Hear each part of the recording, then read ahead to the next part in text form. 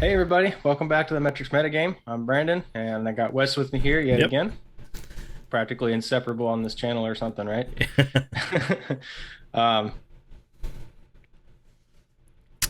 yeah. So this week, as far as my side of things, it was another off week as far as our Tuesday night armory. So, that's what it is. Yep. We'll hopefully it's looking like we'll have some people for Tuesday night. Looks like some people are getting back in town. We have a few military that travel a lot, and so whenever they're traveling or busy, that's how it works out. How about you? How's your week Oh, been? dude, we started we fire every week, for the most part. Yeah. Uh, I think I said it before, but I play at Peach State Games over in Woodstock, and Jason opened up in May, and thankfully, we haven't missed a week of armory. We've had a couple, times where there'll been like 4 or 5 people, but now, we're consistently getting, you know, 8 people on average. So I mean, it's pretty cool to see, and a lot of new players, and just good week of flesh and blood every week, man. I look forward to Thursdays, and Yeah. just been fun times, man.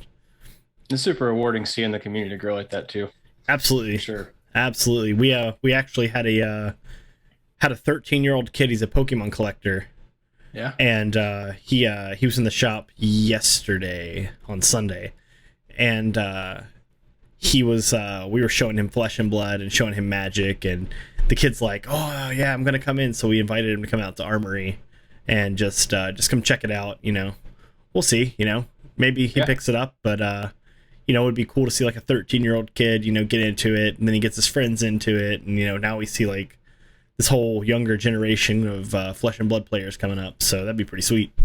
Yeah, that would be really cool. It's not something we've seen much of, I don't think. I mean, for obvious reasons, but it's a newer game, and I think a lot of kids hear more about Pokemon and Yu-Gi-Oh because of the TV show. And I know that was kind of my draw back when I was a kid, and you too. Yeah. But yeah, so uh, good to hear you had a good week.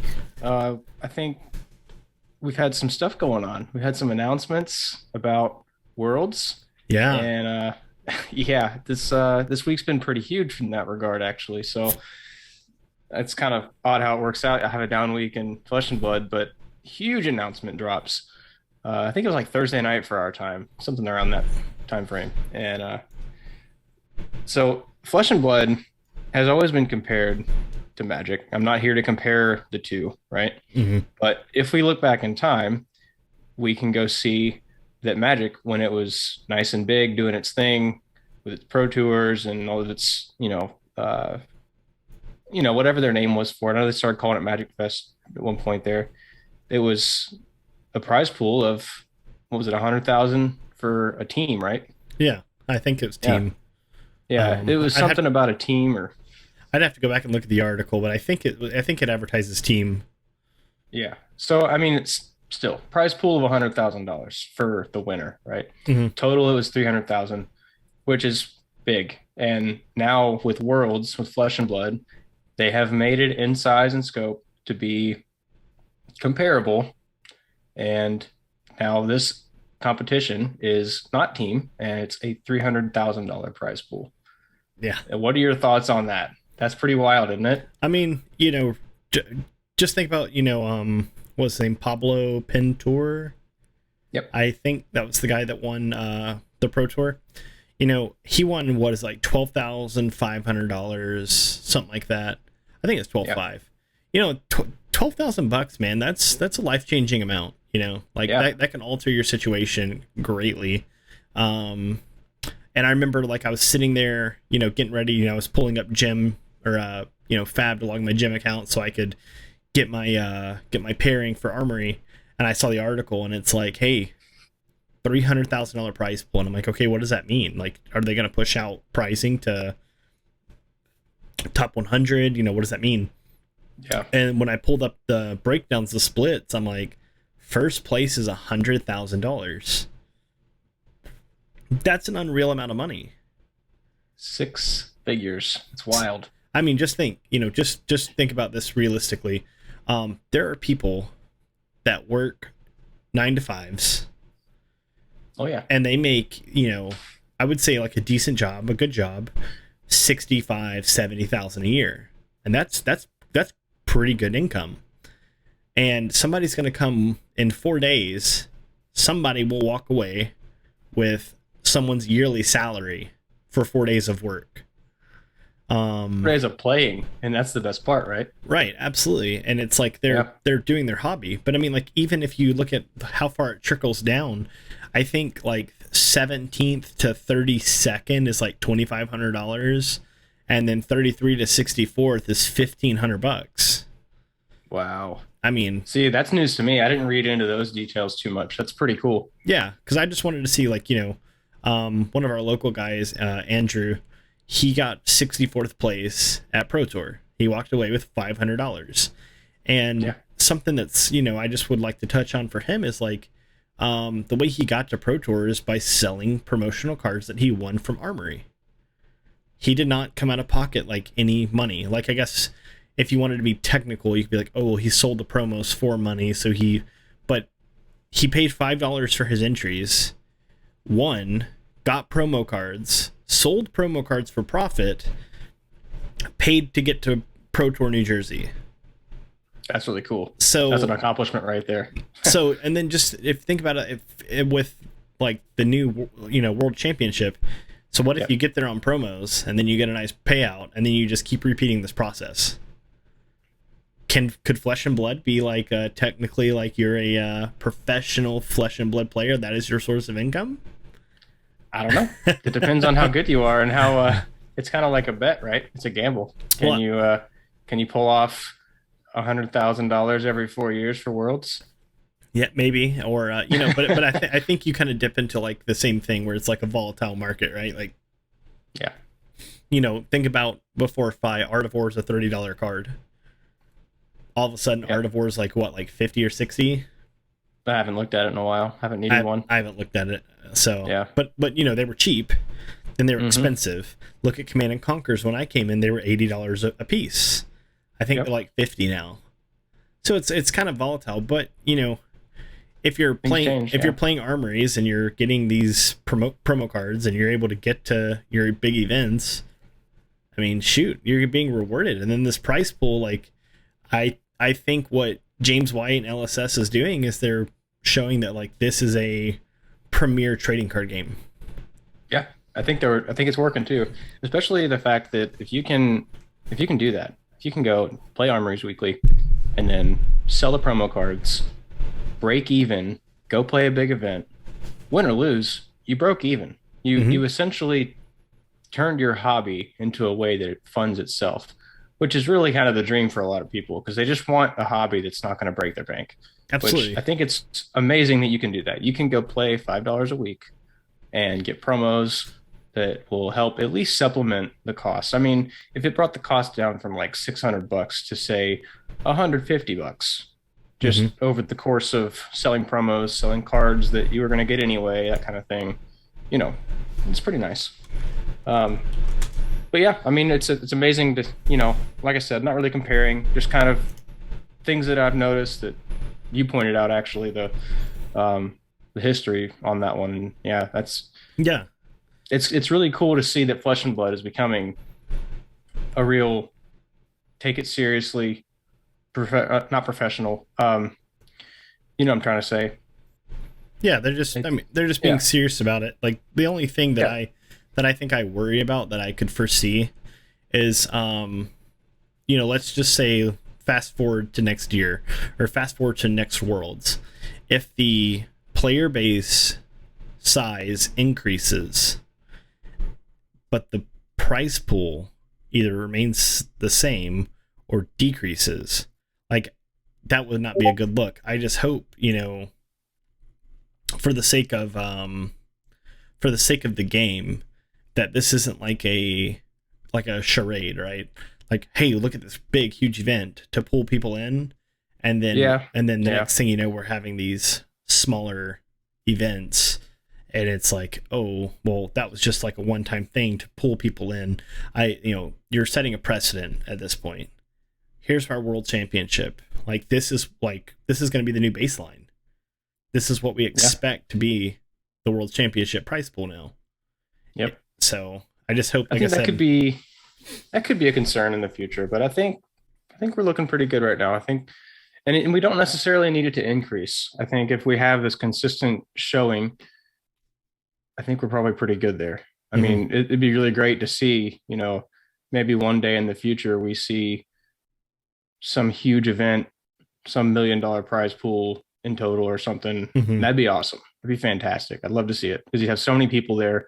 It'd be such a big televised, widespread event, and you can't really ignore something like that. I've got some friends that I talk to about Flesh and Blood, and they're big into Magic. They have been for, I mean, since they were teenagers, and they're older than me. Mhm. So it's they've been into it for a long time, and so it's hard to turn people sometimes. But the more when we went to New Jersey, I was taking pictures and sent it to them like, "Hey, look how big this is." They're like, "No way!" Like they were kind of surprised, but it's cool seeing it grow, and it's cool being a part of it. So, but yeah, I think we've pretty well covered that Yeah, man. whole worlds thing. Um, so in the realm of big announcements that came down this week, Hmm. uh, there was a little snippet. Maybe you can put the sticker on the screen or something here that you Yeah. sent me. Um, the Emperor has been spoiled, not quite spoiled, but leaked, not Well, leaked. I He's mean, out there. We he's know what out he there. is. Yeah. I mean, Yeah. they announced the new sets coming out in November.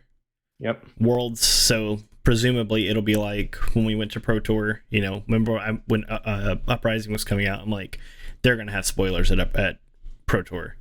Yeah. I think they're gonna follow suit. Big event, great time to show spoilers for Yep. Dynasty. Clearly that's gonna be like the same trend. Yep. But here's the thing, right? So Kano, if you read the lore behind the Emperor, it says the Emperor is the most powerful wizard in all of Volcor. Okay, so that means Kano is now Little League. Big Daddy, Yeah. Big Daddy Emperor is he's the new kid on the block, and he's He's actually gonna be. like, We're thinking he might be the new star of the show, huh?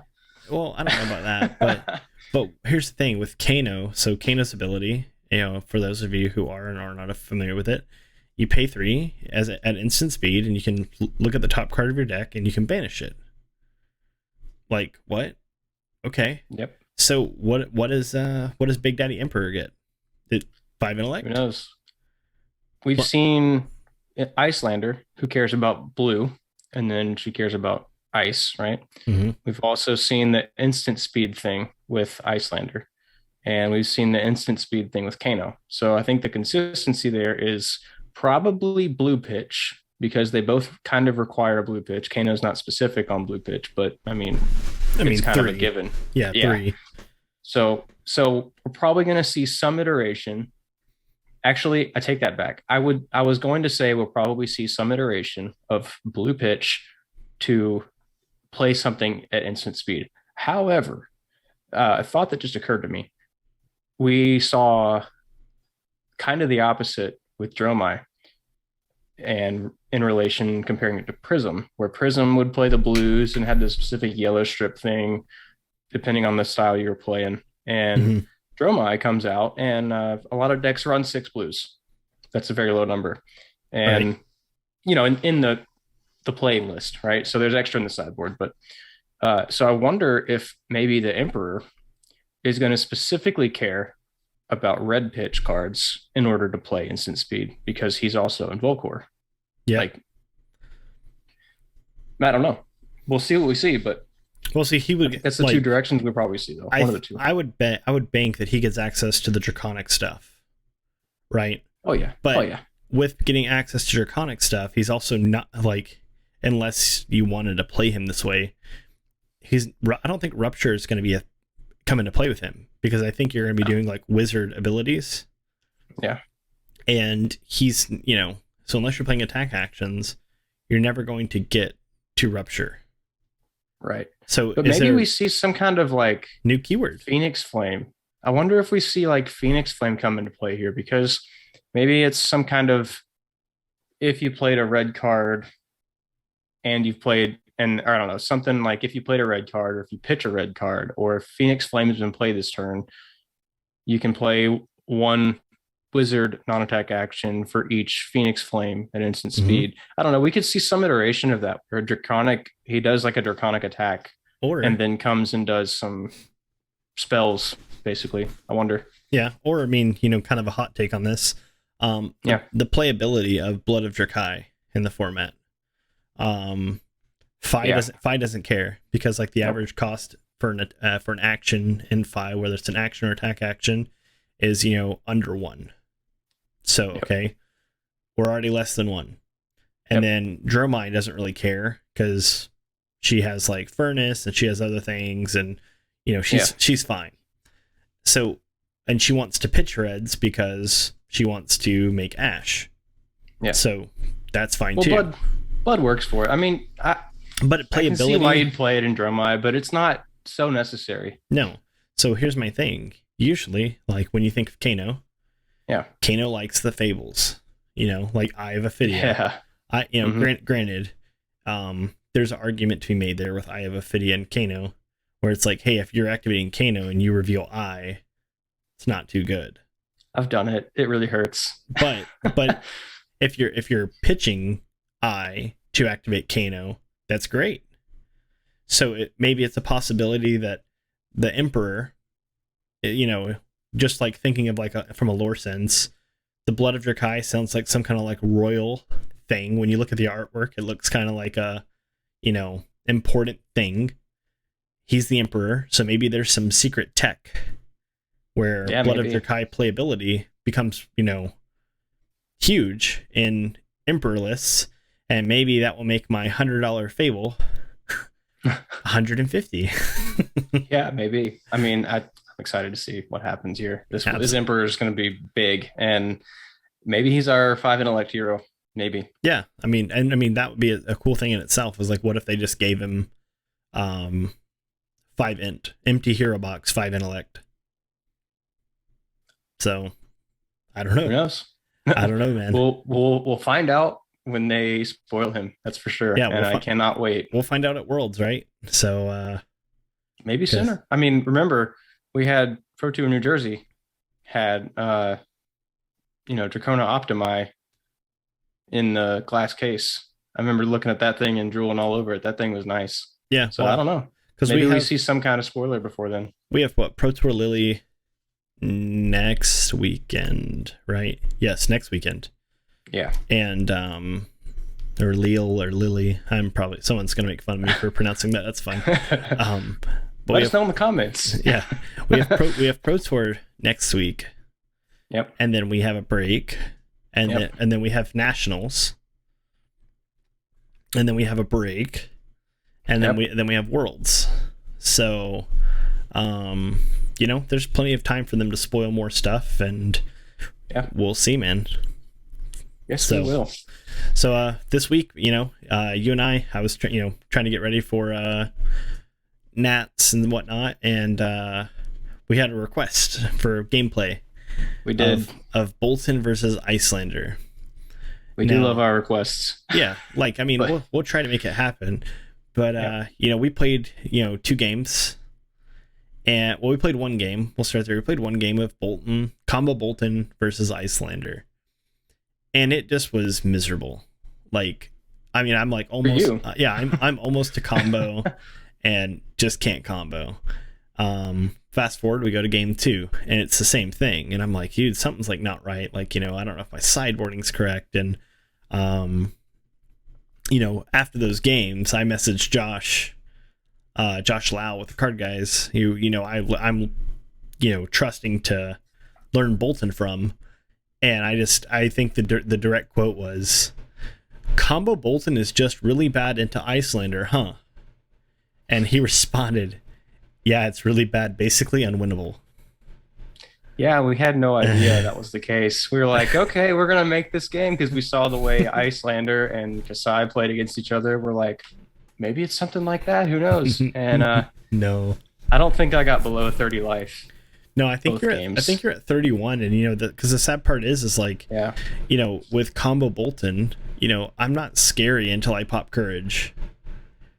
and I'm popping courage usually after like double Lumina. So that's when I'm scary.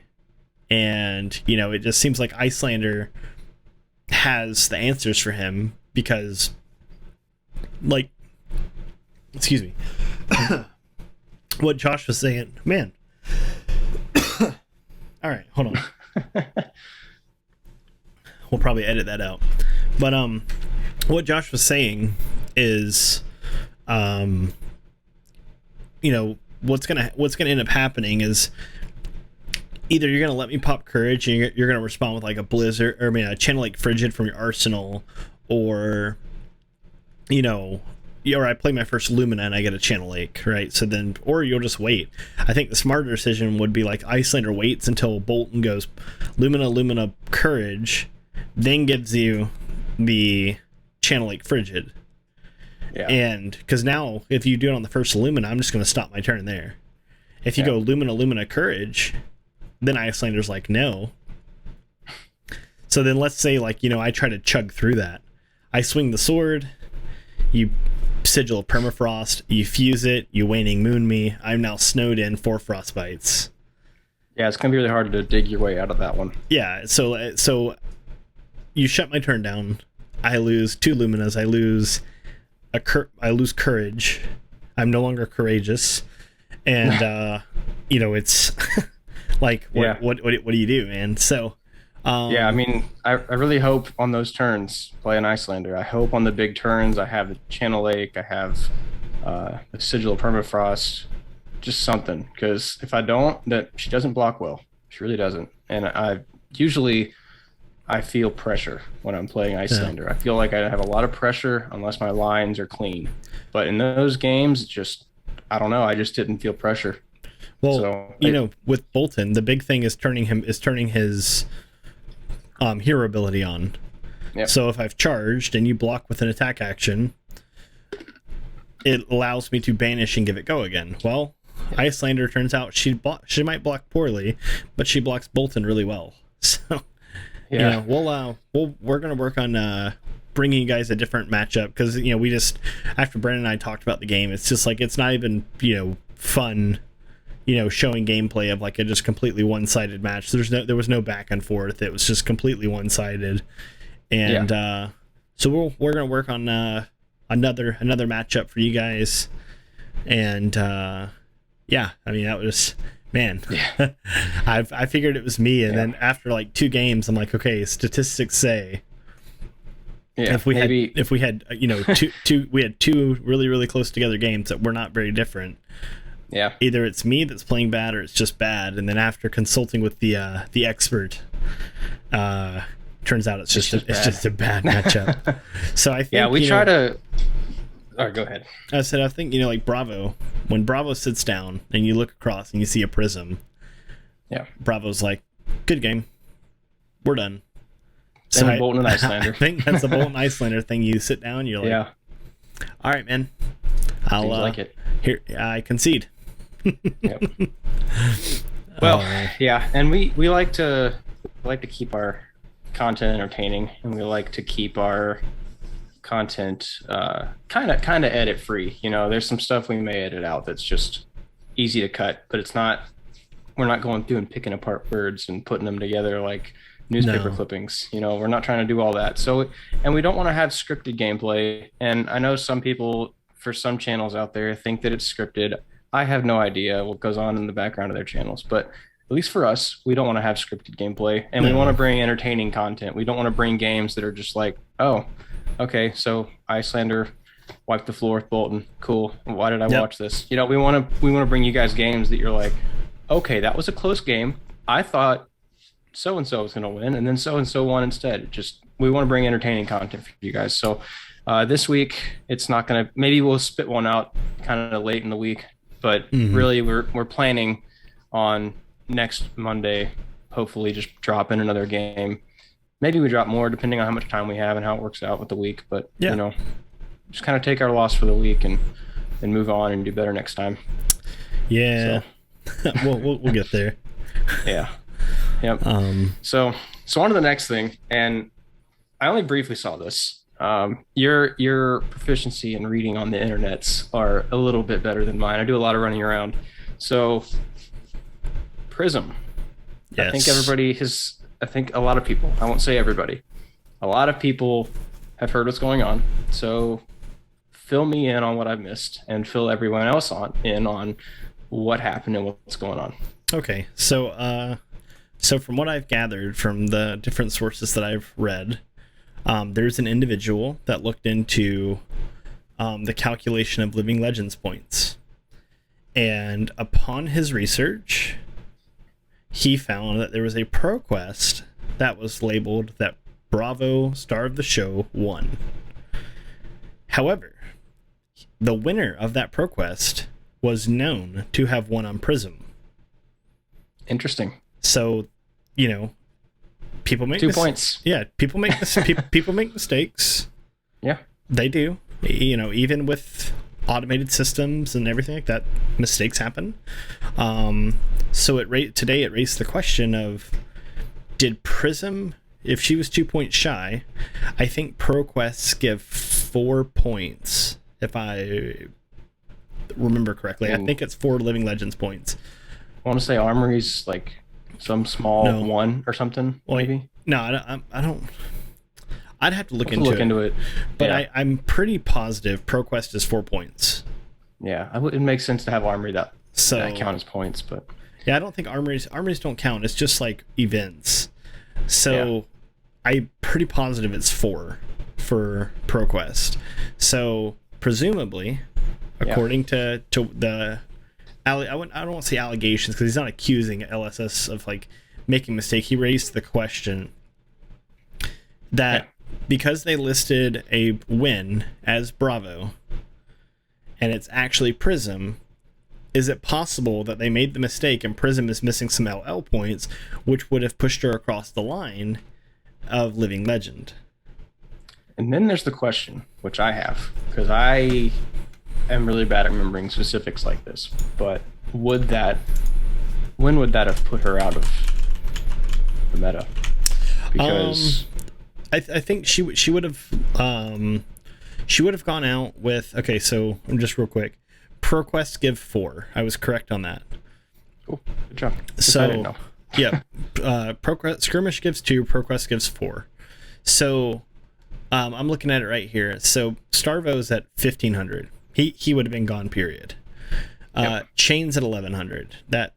He's gone. But Prism was at 998.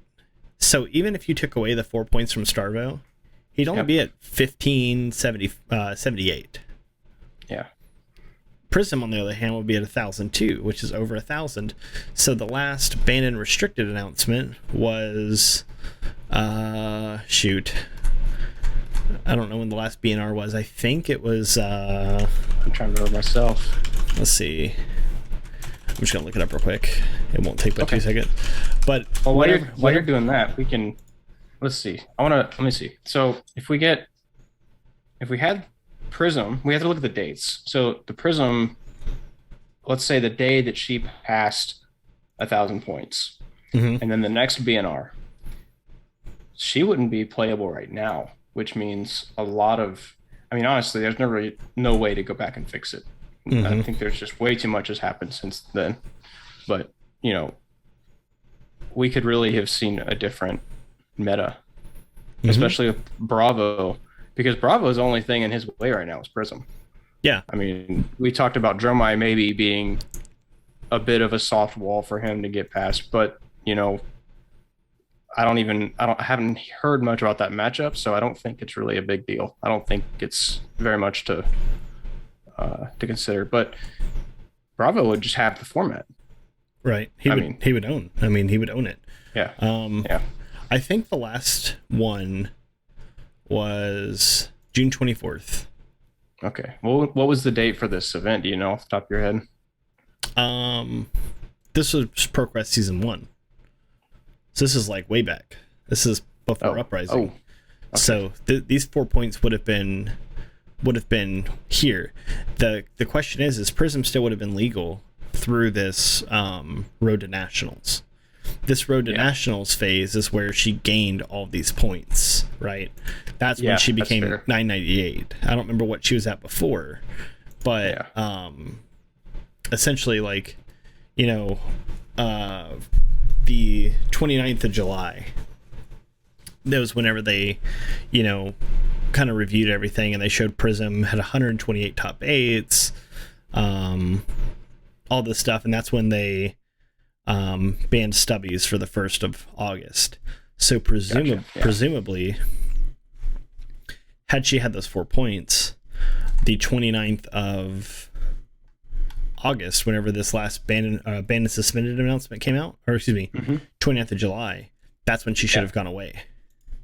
That's true. So that would mean that LSS has a decision to make right now, because, you know, if they go back and kind of do their internal, maybe they do an internal investigation, go make a couple phone calls and find out what's going on.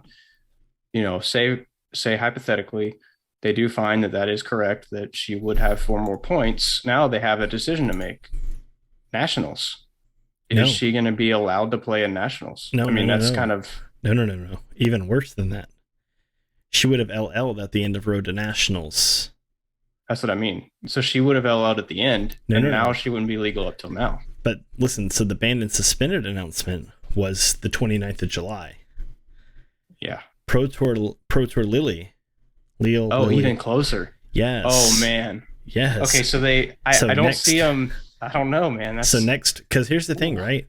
Now you're kind of stepping on the line of living legend, right? If it's found to be true that the calculation was incorrect, and she actually has 1,000 points, then LSS essentially let a living legend compete in a constructed format. Well, here's the thing with that. I think it's much easier to say, okay, like I'm so sorry for having to bring this up a third time. Magic, right?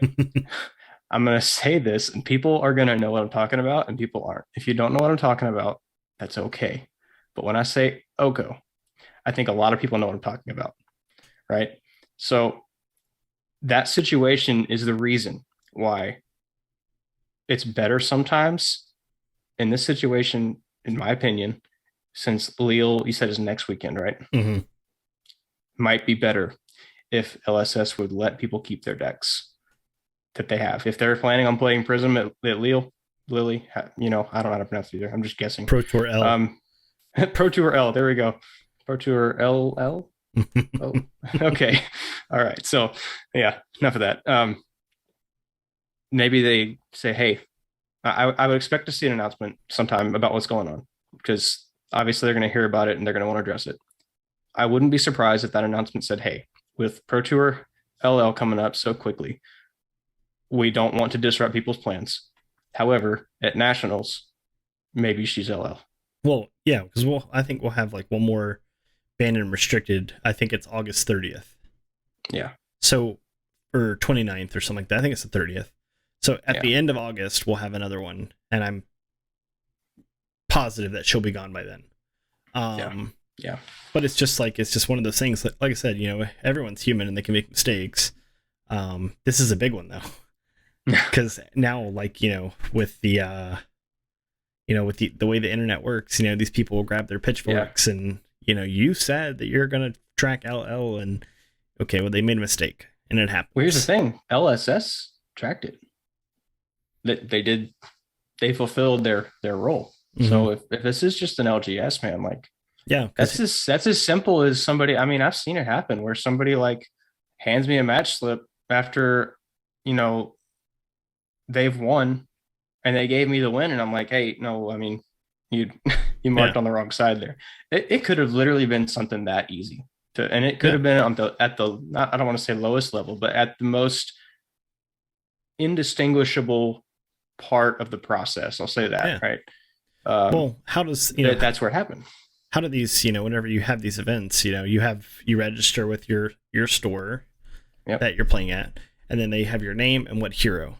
It is possible, because at that time in ProQuest Season 1, there were so many Starvos.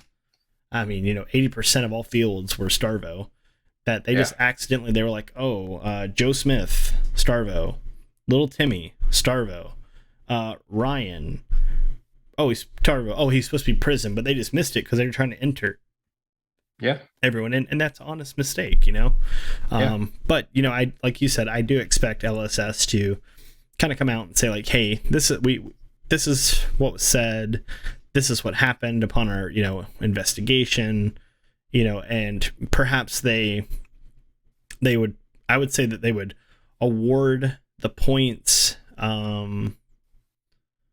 post event, but still honor the BNR Right.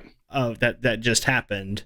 And then, you know, and then on the next BNR, I would expect her to go away, because I know a lot of people, when we met them at in Jersey, were a little upset that like Viscerai lost Skeletor in Constructed, and I mean, he needed to lose it because they'd make 20 daggum rune chants, and then Sonata for X is 20, and then reveal 10 cards and then deal 10 damage to me. Yeah. I mean, there's something to be said, though, that Ether Ironweave is still proving to be pretty decent with Viscera. I think a lot of people were just so put out they didn't play him for a while. So he's kind of coming back a little bit. We're seeing him as one of the better aggro decks going around. He's coming back. You're just not killing someone with Sonata. Right. Right. Which was fun. I did that. It was a good time. But, you know, maybe a little out of balance. Yeah. You know. So yeah. So, and then you know, so we've got that going on, and you know, we'll kind of watch that closely and just kind of see what the outcome is there. I'd be interested to, you know, be a fly on the wall in that room.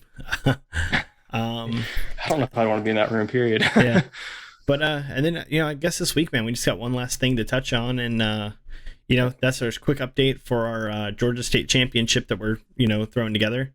Again, this is a private event that is being organized by ourselves in our local game store. And, you know, where we're at with that is, you know, we've, you know, just the amount of support that I've received. I've received messages on Facebook from guys in Tennessee asking if they had to live in Georgia to come down and compete. And no, like, I mean, if you can get to the event and you can register, absolutely, man, you're welcome. You're welcome to come, you know, come try and take some money. I myself am in Tennessee, so I like to see people in Tennessee playing Flesh and Blood. It's, you know, and so, and then, you know, of course that stirred up a lot of the Georgia guys, because they're like, oh, you know, now the stater can't come take our money. So it's pretty great, man. It's pretty cool. And I've got, I think this week I'm going to be posting the registration fee, how to register, and we're just going to keep moving forward with this thing. Yep. You know, it's, I mean, other than that, you know, it's like short and sweet this week. Yep. I really hope that people aren't rubbed the wrong way about that, the out of state thing. But we just called it the Georgia State Championship because really it's not the Southeast necessarily. It's one area. So you've got like Marietta, Woodstock, kind of north of Atlanta area is kind of the area that it's in. And that's not too bad to travel, like, especially if you live in Chattanooga, or like I live up, you know, kind of north of Nashville a little bit. So it's not that bad to travel to do this. No. So really, it's not necessarily the Southeast Championship so much as it is Georgia Championship with open invites. So yep.